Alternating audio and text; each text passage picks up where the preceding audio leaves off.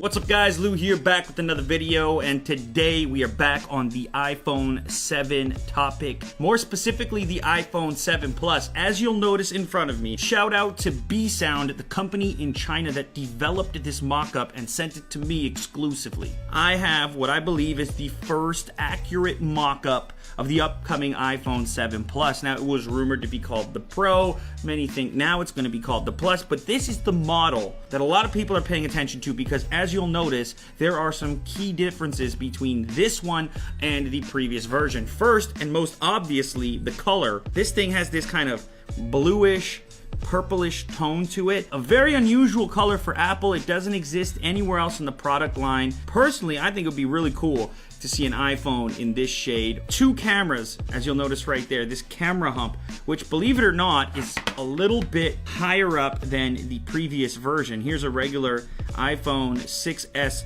Plus. So you know the camera is substantially different, a dual lens system. If you've got this much bigger lump, what's it gonna mean for laying it flat? On the 6S Plus, when I touch the top left corner, I get a little bit of movement, but on the new one, it's quite a bit more.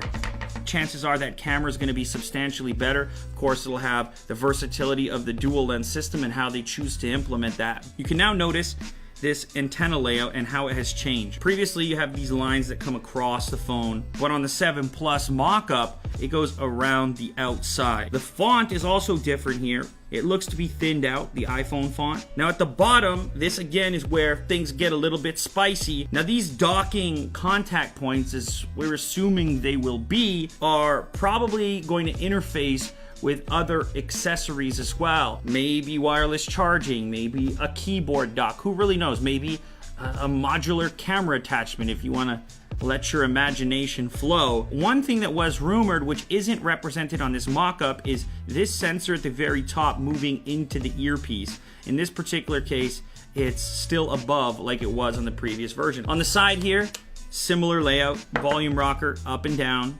the hold switch. Now some people thought that was going to be subtracted. I think it might still be there, at least in the case of this mock-up it is. And then on the other side, really familiar stuff, your power switch as well as your SIM card tray. Now when I was holding these two devices, I noticed that the mock-up felt a little bit thinner, so I do have some digital calipers here to test that theory. Let's see here.